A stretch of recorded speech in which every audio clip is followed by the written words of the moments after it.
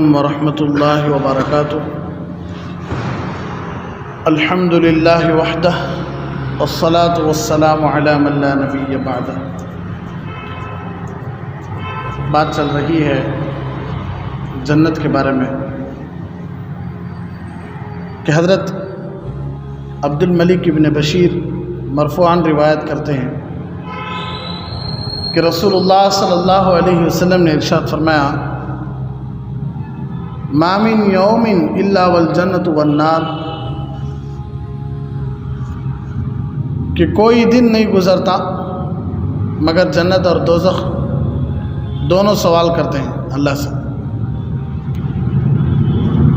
کہ جنت کہتی ہے میرے پروردگار میرے پھل تیار ہو چکے ہیں، میرے پھل تیار ہو چکے ہیں، میری نہریں جاری ہو چکی ہیں اور میں اپنے دوستوں کے شوق میں ہوں، بس اللہ میرے اندر رہنے والوں کو کیا کر دیجئے، جلدی بھیج دیجئے۔ روزانہ اللہ کے نبی صلی اللہ علیہ وسلم ارشاد فرمایا کوئی دن نہیں گزرتا جس دن جنت اور جہنم اللہ سے یہ نہ کہتے ہو، خصوصاً جنت ہمیں جہاں جانا ہے اس کے بارے میں بات چیت، انشاءاللہ جہاں نہیں جانا ہے اس کے بارے میں بات چیت کریں۔ تو جنت روزانہ کہتی ہے کہ اللہ میرے پھل پک چکے ہیں، ایو اب پک گئے ہی تو سڑیا دیں گے گی، نہیں بول رہی نا، ایسی نعمتیں ہیں، ایسی چیزیں ہیں جسے کوئی آنکھ دیکھی نہیں ہے، جس کے بارے میں کوئی کان سنا نہیں ہے اور کسی کے دل پر بھی نہیں گزرا ہے، نہیں دیکھے نا اس لیے کچھ بھی نہیں بول سکتے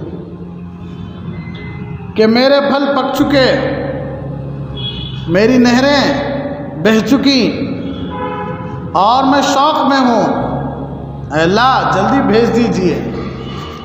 تو اللہ بولتے کہتے میں بھی شوق میں ہوں، تمہیں نہیں، میں بھی شوق میں ہوں میرے بندے سے ملنے کے لیے۔ سبحان اللہ، اللہ ہم نہ ایسی موت نصیب فرمائے کہ اللہ ہمارے سے خوش ہو، اللہ ہمارے سے راضی ہو، جب ہم اللہ کے دربار میں کھڑے ہو جائیں تو اللہ ہم نہ دیکھ کر کیا ہو جائے، خوش ہو جائے، ہمیں اللہ کو دیکھ کر خوش ہو جائے انشاءاللہ۔ دوسری حدیث دیکھو، کلثوم بن عیاض رحمۃ اللہ علیہ، ہشام بن عبد الملک کے زمانے میں دمشق کے منبر پر کھڑے ہو کر یہ کہا تھا کہ جو شخص اپنے خواہشات کو چھوڑ کر اللہ کے احکام کو برتری دیتا ہے، یعنی اللہ کے احکام کو کرتا ہے، اللہ کے احکام سے اللہ کی عزت کو بڑھانا چاہتا ہے، اللہ کے نام کو بلند کرنا چاہتا ہے، تو اللہ تبارک و تعالیٰ بھی اس کو برتری عطا کرتے ہیں، اللہ تبارک و تعالیٰ بھی اس کو عزت دیتے ہیں نفسانی خواہشات کو چھوڑ کر۔ کیوں؟ اللہ جنت جیسی نعمت رکھیں گی تو اب جنت جیسی نعمت بڑھتی جاتی رہتی، کب؟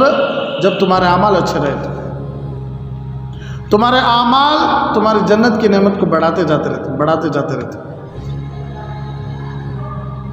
تمہیں گناہ کرے جنت کی نعمتیں کم ہو لے کے آتے رہتی، ظاہر سی بات۔ اسی طرح تمہیں جتنا نیکیوں میں اپنی نفسانی خواہشات میں بڑھ چڑھ کر تمہیں حصہ لیتے رہتی، جہنم اتنی تیار ہوتی رہتی۔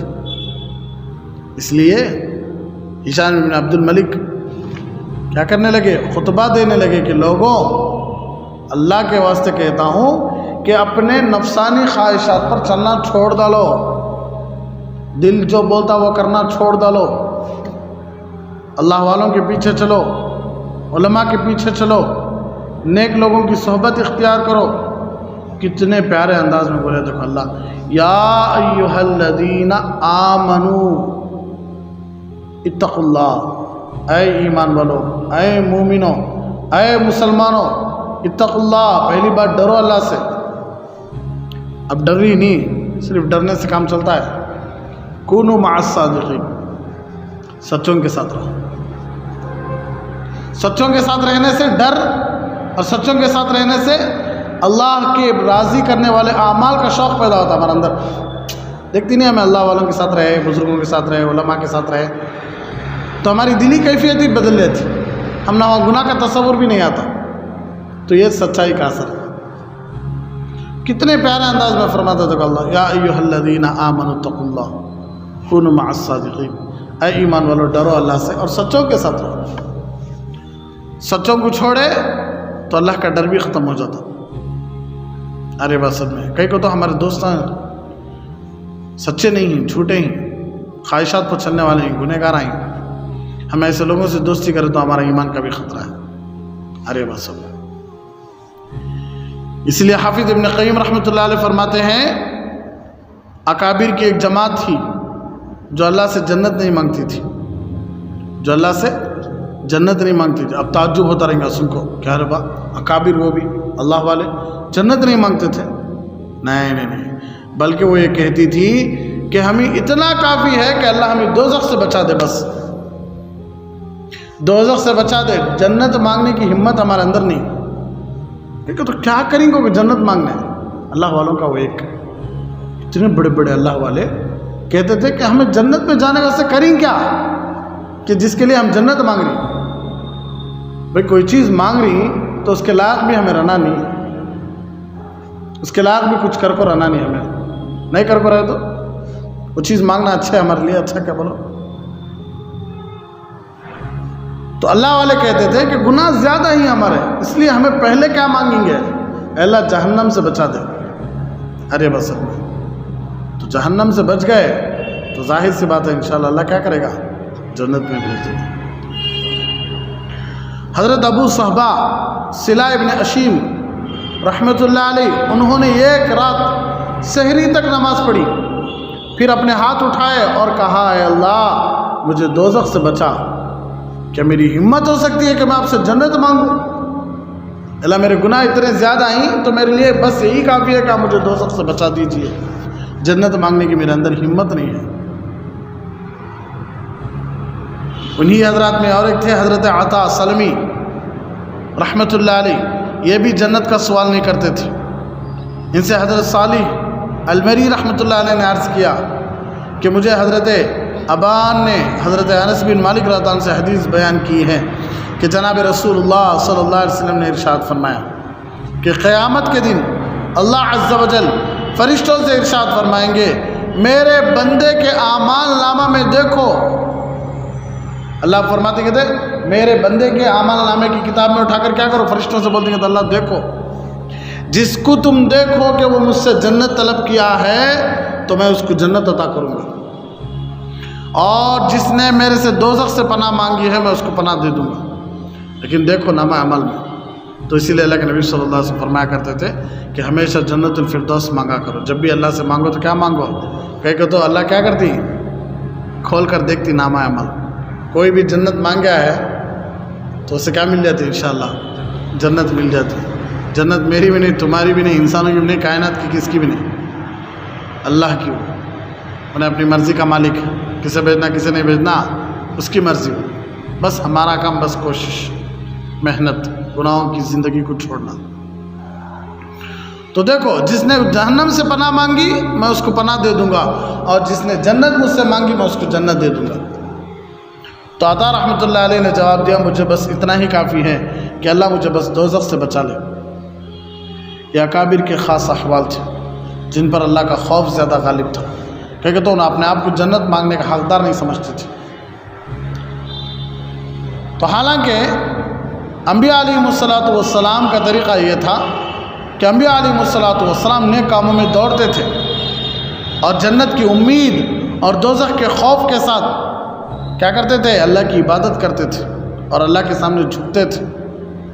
صرف جنت کی امید اور دوزخ سے خوف کی وجہ سے اللہ کی عبادت کرتے تھے اور اللہ کے سامنے جھکتے تھے. اللہ کی خود قرآن آیت ہے انہم کانوا یسارعون فی الخیرات ویدعوننا رغبا ورہبا وکانوا لنا خاشعین. تو دیکھو جب ہمیں جنت کا شوق رکھے، جنت بھی شوق رکھتی کیا انسانوں کا؟ ہاں ضرور رکھتی. کیونکہ تو ایک حدیث ہے حضرت انس بن مالک فرماتے ہیں میں نے رسول اللہ صلی اللہ علیہ وسلم کو فرماتے ہوئے سنا کہ جنت 3 لوگوں کا شوق رکھتی ہے، ایک حضرت علی کا، ایک حضرت عمار بن یاسر کا، اور ایک حضرت سلمان فارسی رضی اللہ تعالی عنہم مجمعین کا شوق رکھتی ہے. تارے بس میں اس زمانے کے حساب سے آرے بس میں جزوی فضیلت، تو کیا حضرت ابو بکر سے شوق نہیں رکھتی کیا؟ حضرت تو جزوی فضیلت یہ بھی ایک حدیث ارے وسلم میں. تو اس سے یہ بات معلوم ہو رہی ہے کہ جنت بھی شوق رکھتی ہے کہ کون میرے اندر آ جائے، کون میرے ارے وسلم. حضرت انس بن مالک رضی اللہ تعالیٰ سے روایت ہے، جناب رسول اللہ صلی اللہ علیہ وسلم ارشاد فرمایا، حفت الجنت بالمکارم وحفت النار بالشہوات. جنت نفس کی ناپسندیدہ چیزوں کے پیچھے چھپائی گئی ہے. جنت ملتی کب معلوم کیا؟ ناپسندیدہ چیزیں، ہم ناپسند نہیں تھی چیزیں، ارے بس میں وہ چیزیں اللہ دے رہا ہے، اب اگر ہم اس پر صبر کیے تو انشاءاللہ جنت ہے. اور دوزخ خواہشات اور لذات نفس کے پیچھے چھپائی گئی ہے. دنیا میں اپنی خواہشیں پوری کرنے والا جنت میں خواہش پوری نہیں کر سکتا. ارے بس میں دنیا میں تکلیفیں اٹھانے والا، مصیبتیں برداشت کرنے والا، تکالیف پر، بیماریوں پر، اللہ کے آزمائشوں پر صبر کرنے والا انشاءاللہ کیا ہوگا؟ جنت کے مزے لوٹے گا.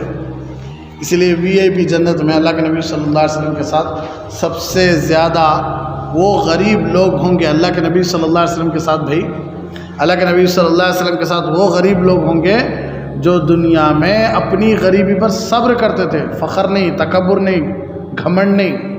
کیا کرتے تھے؟ صبر کرتے تھے اور اپنے آپ کو چھوٹا سمجھتے تھے. کیونکہ تو بہت سارے غریب اور غربا اور فقراء ایسے ہی آج کل ہے کہ ان کو کیا پکڑ دیا ہے؟ غرور پکڑ لیا ہے، تکبر پکڑ لیا ہے، گھمنڈ پکڑ لیا ہے.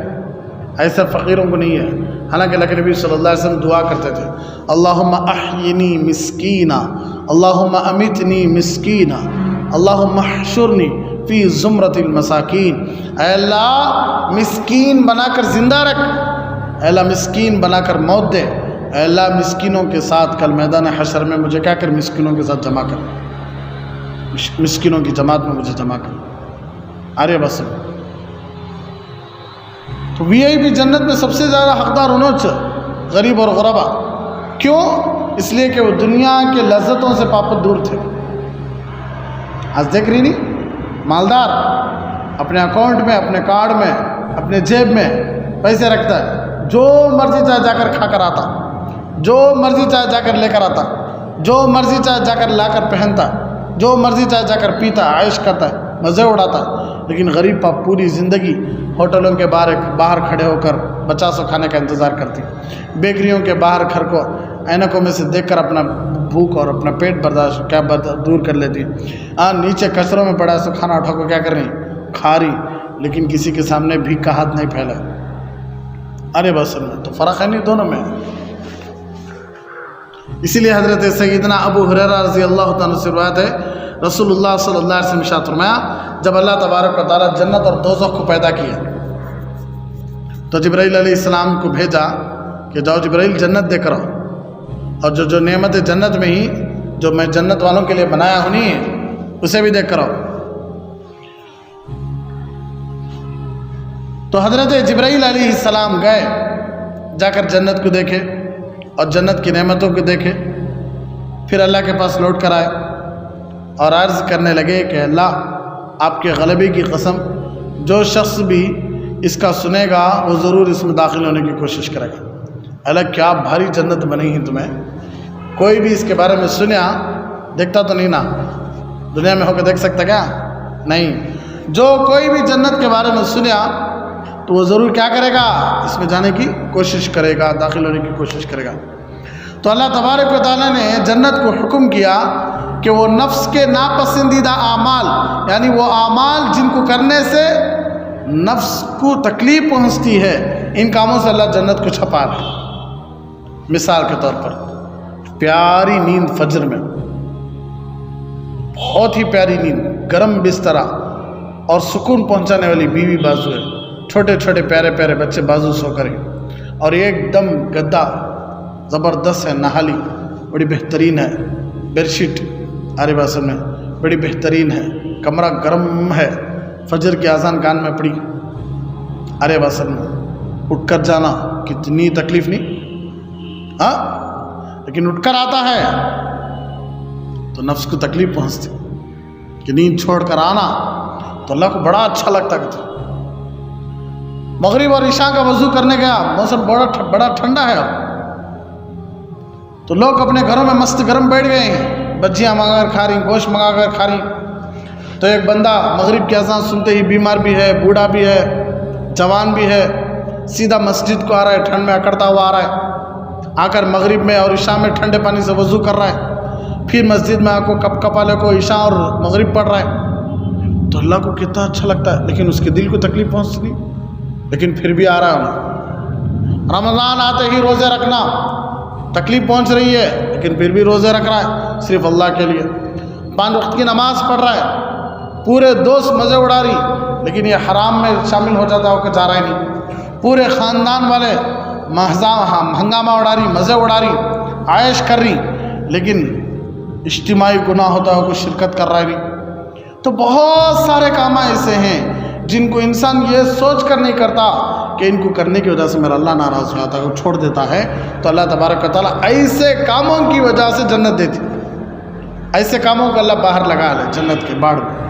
تمہیں جنت میں جانا کہ تو یہ کاماں سے گزر لے کو جانا، تمہیں یہ کاماں کرے تو تم نہ جنت، یہ کاماں نہیں کرے تو جنت نہیں۔ اسی لیے صحابہ موت کو پسند کرتے تھے، موت کو پسند کرتے تھے، شہید ہونے کو پسند کرتے تھے، کہتے تھے کہ شہادت کے بغیر جائیں تو جائیں کیوں، شہادت کے ساتھ جائیں گے، شہادت کے بغیر جا کو فائدہ کیا۔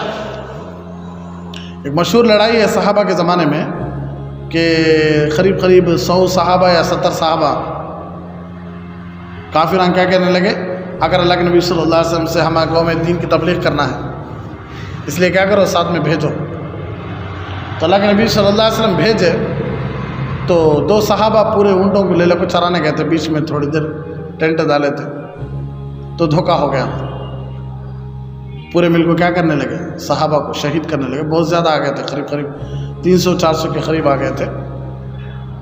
تو جو 2 اونٹا چرانے گئے تھے نا، 3 کی 2 کی گئے تھے غالباً، بھول گیا اللہ معاف فرمائے، انہیں آ کر دیکھ رہے تھے کہ وہاں سب کو مار ڈال کو گھوڑا میں پھرتے ہی تلواراں لے لگو، کافراں پورے مسلمانوں کو مار ڈالیں گے۔ تو 2 کہنے لگے بھائی کیا کریں گے، جا کر اللہ کے نبی صلی اللہ علیہ وسلم کو خبر کریں گے۔ تو ان میں سے ایک صحابی کہنے لگے کہیں کو چلو شہادت ہمارا انتظار کر رہی ہے، کیسا بھی اللہ کے نبی صلی اللہ علیہ وسلم کو اللہ معلوم کرا دو، ہمیں جا کو بولنے سے موت ہے، شہادت کی موت ہے، چلو ہمیں ہمارے ساتھیوں کے ساتھ جا کے مل گیں گے، اگر اللہ موت نہیں لکھا ہے تو ہمیں ضرور بچ جائیں گے، اگر اللہ شہادت لکھ دیا تو پھر شہادت کہیں کو چھوڑنا، جنت انتظار کر رہی ہے ہماری، اللہ ہمارے انتظار میں، ہمارے ساتھی مرے پڑے ہیں، چلو۔ تو سیدھا انہوں بھی چلے گئے، سیدھا انہوں بھی شہید ہو گئے۔ ارے بس میں تو شوق دیکھو کیا ہے، اللہ ایسا شوق ہمیں بھی نصیب فرمائے، اللہ شہادت کی موت نصیب فرمائے۔ تو پھر اللہ تبارک و تعالیٰ کیا کرے، ناپسندیدہ اعمال سے جنت کو چھپا لے۔ پھر اللہ نے کہا جبرائیل اب جاؤ، اب جا کر دیکھ کر آؤ۔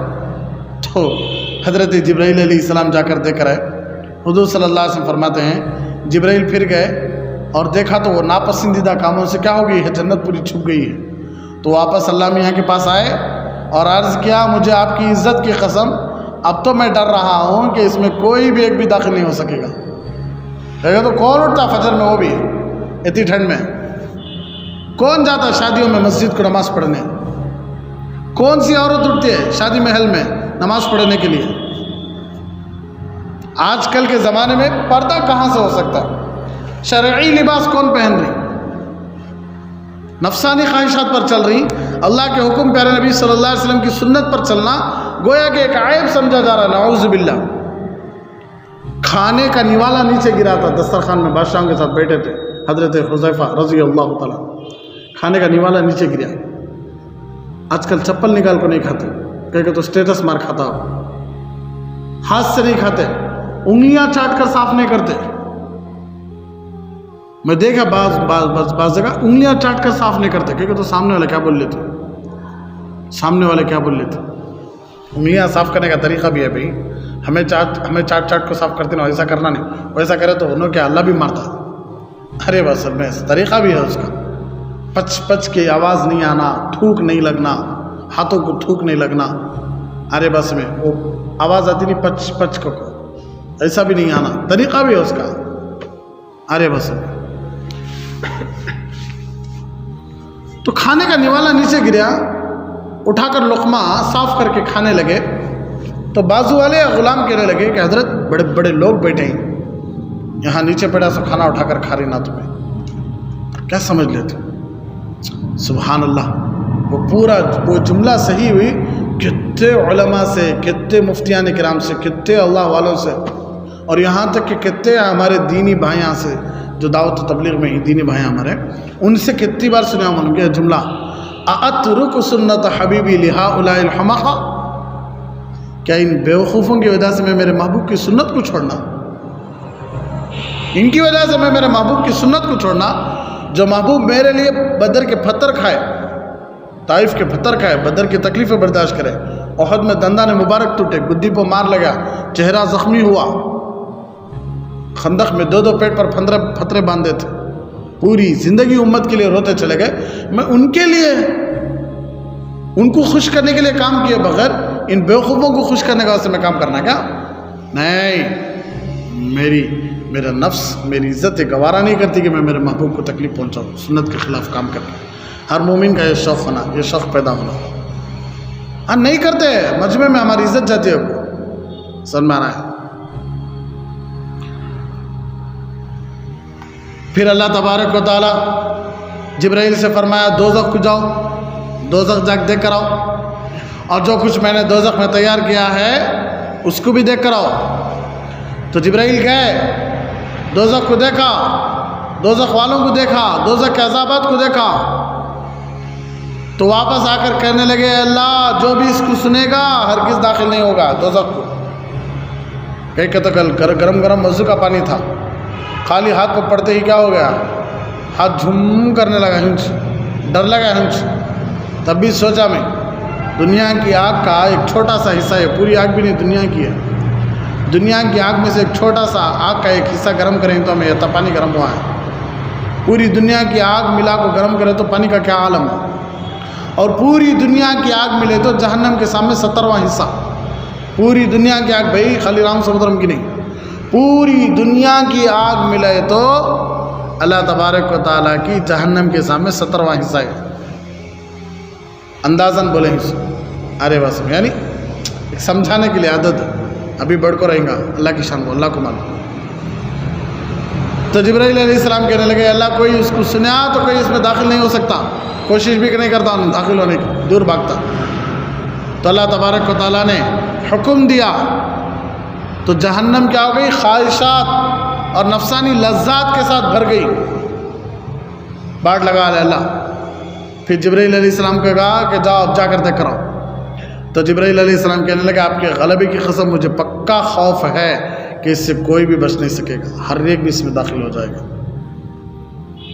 تو فضا فرماتے ہیں واقعی جنت اور دوزخ کی صورتحال ایسی ہی ہے، مگر اللہ تبارک و تعالیٰ نے اپنے ایسے حضرات بھی پیدا فرمائے ہیں جو اللہ کے فضل اور توفیق سے جنت والے اعمال کے اعلیٰ درجوں سے کیا کرتے ہیں، اعلیٰ درجوں پر پہنچنے کی کوشش بھی کر رہے ہیں اور دوزخ سے بچنے کی بھی کوشش کر رہے ہیں۔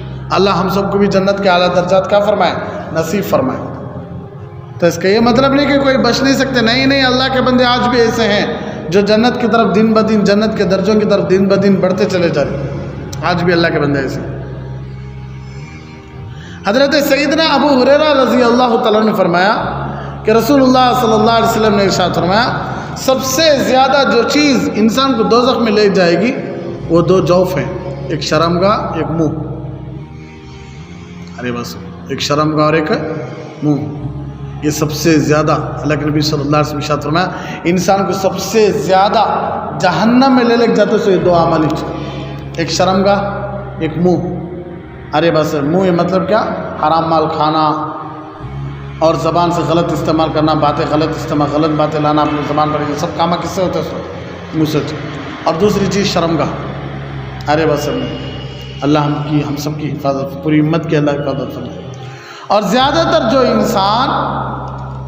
جو انسان کو جنت میں لے کر جائے گی وہ چیز کون سی ہے، اللہ تبارک و تعالیٰ سے ڈرنا اور اچھے اخلاق، 2 چیزیں سب سے زیادہ انسان کو جنت میں لے کر جاتی ہے۔ بولتی نہیں جنت میں جانے واسطے بولو کیا تو بھی کرنا، تو بولو انشاءاللہ میں کر لیتی ہوں کو، یہ بولو تو اللہ کا ڈر پیدا کرو، اچھے اخلاق بناؤ، ارے بس۔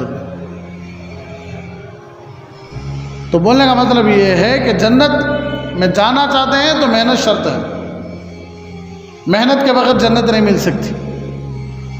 سستی اور کاہلی کی وجہ سے کیا ہوتا کہ آخرت برباد ہو سکتی ہے. دنیا میں سستی، کاہلی، لاپرواہی کرتے رہے، آخرت برباد ہو سکتی ہے. اس لیے دین کے کاموں کا اتباع بہت ضروری ہے. اللہ فرماتے ہیں اب جنت کے مستحق حضرات کی کچھ عادتیں بھی رہتی نا، تو مستقل قرآن میں ایک آیت ہے وَسَارِعُوا إِلَى مَغْفِرَةٍ مِّن رَبِّكُمْ وَجَنَّةٍ عَرْضُهَا السَّمَاوَاتُ وَالْأَرْضُ أُعِدَّتْ لِلْمُتَّقِينَ الَّذِينَ يُنْفِقُونَ فِي السَّرَّاءِ وَالضَّرَّاءِ وَالْكَاظِمِينَ الْغَيْظَ وَالْعَافِينَ عَنِ النَّاسِ وَاللَّهُ يُحِبُّ الْمُحْسِنِينَ وَالَّذِينَ إِذَا فَعَلُوا فَاحِشَةً أَوْ ظَلَمُوا أَنفُسَهُمْ ذَكَرُوا اللَّهَ فَاسْتَغْفَرُوا لِذُنُوبِهِمْ وَمَن يَغْفِرُ الذُّنُوبَ إِلَّا اللَّهُ وَلَمْ يُصِرُّوا عَلَى مَا فَعَلُوا وَهُمْ يَعْلَمُونَ أُولَٰئِكَ جَزَاؤُهُم مَّغْفِرَةٌ مِّن رَّبِّهِمْ وَجَنَّاتٌ تَجْرِي مِن تَحْتِهَا الْأَنْهَارُ خَالِدِينَ فِيهَا وَنِعْمَ أَجْرُ الْعَامِلِينَ. سورہ آل عمران کی آیتیں 130 پر 3 سے لے کر 130 پر 6 تک آیتیں ہیں. اللہ فرماتا ہے دوڑو اپنے رب کی مغفرت کی طرف، اپنے رب کی مغفرت کی طرف. موت تک ہے، اس لیے انتظار کرو نہ کو کہیں کہ تو موت معلوم نہیں نا ہم نہ کب آتے ہو کو. اس لیے دوڑو، جلدی جلدی جاؤ اللہ کے پاس، جلدی جلدی اپنے گناہوں سے کیا کرو، معافی مانگ لو، معافی مانگ لو اور دوڑو جنت کی طرف. یعنی ایسے کام اختیار کرو، ایسے کام کرو جس سے پروردگار تمہاری مغفرت کر دے اور تمہیں جنت عنایت کرے. وہ جنت ایسی ہے جس کی وسعت، جس کی چوڑائی تو ایسی ہے جیسے سب آسمان و زمین، اور زیادہ کی نفی نہیں، چنانچہ واقعی میں زیادہ ہونا ہی ثابت بھی ہے. تو تیار کی گئی ہے، یعنی آسمان اور زمین سے بھی چوڑی، آسمان اور زمینوں سے بھی چوڑی، خدا سے ڈرنے والوں کے لیے بنائی گئی ہے. کیا کی گئی ہے؟ خدا سے ڈرنے والوں کے لیے بنائی گئی ہے. اب کون نہ ڈرنے والے کون نہ، ان کے اوصاف کیا، ان کی عادتیں کیا، ان کی خصلتیں کیا جو جنت کے مستحق ہیں. اللہ ہم سب کو بھی ان میں شامل فرمائے. دیکھو پہلے کون لوگ، دیکھو جو کہ نیک کاموں میں خرچ کرتے ہیں، فراغت میں بھی اور تنگی میں بھی. ارے بس فراغت میں بھی اور تنگی میں بھی نیک کاموں میں پیسہ خرچ کرتے. ارے بس میں اللہ خوشحالی دیا ہے تب بھی دے رہی، اللہ تھوڑی تکلیفیں دیا ہے تب بھی دے رہی. یعنی خرچ کر رہے، ہر حالت میں اللہ کے راستے میں خرچ کر رہے. غریبی، مالداری، خوشی اور غم، قناعت اور فقر و فاقہ سب دیکھ رہی. ہر حال میں اللہ کا مال کیا کر رہی، اللہ کے بندوں پر خرچ کر رہی. پہلی صفت. دوسری صفت کیا؟ والکاظمین الغیظ، اور غصے کو پی جانے والے. جنت کے مستحق پہلے تو کون؟ اللہ سے ڈرنے والے. اللہ سے ڈرنے والوں میں سے پہلا نمبر کس کا؟ جو فراغت میں بھی اور تنگی میں بھی کیا کرتے ہیں؟ مال خرچ کرتے ہیں، نمبر 1. نمبر 2 غصے کو پی جانے والے. کون ہے؟ غصے کو پی جانے والے. نمبر 3 والعافین عن الناس، لوگوں کے تقصیرات سے درگزر کرنے والے، لوگوں کو معاف کرنے والے. نمبر 3. دیکھو کتنا اچھا ہو، سب بڑا آسان نہیں، خرچ کرنا ہوتا نہیں، پیسے دیکھو غریبوں کو دینا ہوتا نہیں، غصے کو پینے نہیں ہوتا. اگر غصے کو پینا نہیں ہوتا تو اللہ پھر غصہ دیتا کہیں کو. میں بول تو نہیں بار بار، اللہ ہم نہ اتنا دیتا جتنا ہمارے اندر کرنے کی طاقت ہے. غصہ پی سکتی ہیں کچھ، اللہ غصہ بھی دیا ہے. جب پینے نہیں ہوتا تھا تو اللہ دیتا تھا، غصہ نہیں دیتا تھا. ارے بس ہم نے. اور تیسرا کیا؟ دیکھو معاف کرنا، یہ بھی بڑا آسان کام، بس دل گھٹ کرنا. اور اللہ تبارک و تعالیٰ ایسے نیک کاروں کو محبوب رکھتے ہیں. اور ان مذکورین کے اعتبار سے دوسرے درجے کے مسلمان ایسے لوگ ہیں کہ جب کوئی ایسا کام کر گزرتے ہیں جس میں دوسروں پر زیادتی ہو یا کوئی گناہ کر کے خاص اپنی ذات کا نقصان کرتے ہیں تو فوراً اللہ تبارک و تعالیٰ کی عظمت اور عذاب کو یاد کر لیتے ہیں. اب دیکھو دوسری صفت اور لوگوں کی، جب کوئی بڑا خطرناک کام، فحش کام کر لیتے ہیں یا ظلم کرتے ہیں، ارے بس میں جس میں دوسروں پر زیادتی ہو یا ظلم کرتے ہیں، گناہ کر کے اپنی خاص ذات کا بھی نقصان کرتے ہیں، فوراً کیا کرتے ہیں؟ اللہ کی عظمت اور عذاب کو یاد کر لے کر روتے ہیں، پھر اپنے گناہوں کی معافی مانگتے ہیں. اہل حقوق بندوں سے بھی اور اللہ سے بھی، اور وہ لوگ اپنے فعل بد پر اصرار نہیں کرتے، اور وہ ان باتوں کو جانتے بھی ہیں کہ ہم نے فلاں گناہ کیا ہے، اس کی توبہ ضروری ہے۔ ان لوگوں کی جزا بخشش ہے ان کے رب کی طرف سے، اور بہشت کے ایسے باغات ہیں کہ ان کے درختوں اور مکانوں کے نیچے نہریں چلتی ہوں، وہ ان میں ہمیشہ ہمیشہ رہنے والے ہوں گے۔ اور یہ اچھا حق الخدمت ہے ان کا کام، ان کام کرنے والوں کا، وہ کام استغفار اور حسن اعتقاد اور استغفار کا نتیجہ آئندہ اطاعت کی پابندی، جس پر عدم اصرار دلالت کر رہا ہے۔ تو یہ چند آیتیں ہی، ان آیت میں اللہ فرماتا ہے کہ ایک آدمی وہ آدمی جو گناہ کیا ہے، فحش کیا ہے، اور اپنے پر ظلم کیا ہے، اور اپنے پر کیا کیا ہے؟ ظلم کیا ہے، لوگوں پر بھی کیا کیا ہے؟ ظلم کیا، یعنی گناہ کیا ہے، ان کو ستایا ہے۔ پھر کیا کرتا ہے؟ اللہ سے معافی مانگتا ہے۔ پہلا کام کیا کرتا ہے؟ اللہ سے معافی مانگتا ہے۔ دوسرا کام کیا؟ وہ گناہ کو بار بار کر رہا نہیں، چھوڑ ڈالے، کر رہے اس گناہ کو بار بار کر رہا نہیں، اصرار نہیں کر رہا، چھوڑ ڈالے۔ تو اللہ فرماتی یہی لوگ ہیں جن کی جزا مغفرت ہے ان کے رب کی طرف سے۔ کوئی آدمی معافی مانگ لیا، گناہ کرنا چھوڑ ڈالا، سمجھ میں آ رہا ہے؟ کوئی آدمی معافی مانگ گیا اور گناہ کرنا چھوڑ ڈالا، تو اللہ فرماتی یہی لوگ ہیں جن کا بدلہ صرف مغفرت ہے ان کے رب کی طرف سے۔ اور ایسے ایسے باغات ہی معافی مانگنے کی وجہ سے، اللہ سے معافی مانگنے کی وجہ سے ایسے ایسے باغات ہی کہ جن کے نیچے نہریں جاری ہوں گی، اس میں ہمیشہ ہمیشہ رہیں گے۔ آرے بات سب میں تو خلاصہ یہ کہ جنت میں نیک لوگوں کا داخلہ ہوگا جو مومن بھی ہوں اور مسلمان بھی ہوں۔ جو لوگ کافر ہو کر مر جاتے ہیں وہ اپنے اچھے کاموں کا بدلہ دنیا ہی میں پا لیتے ہیں۔ دنیا میں بہت سارے ایسے ہیں جو اچھے کام کرتے ہیں، لیکن ان کو سب کیا ہو جائے گا؟ اللہ دنیا میں دے دے گا، آخرت میں نہیں دے گا۔ ارے بس میں تو جتنے بھی مسلمان ہیں مومنین ہی انہیں دنیا میں کریں دے، لیکن ان کا بدلہ کہاں ہے؟ آخرت میں ہے۔ ارے بس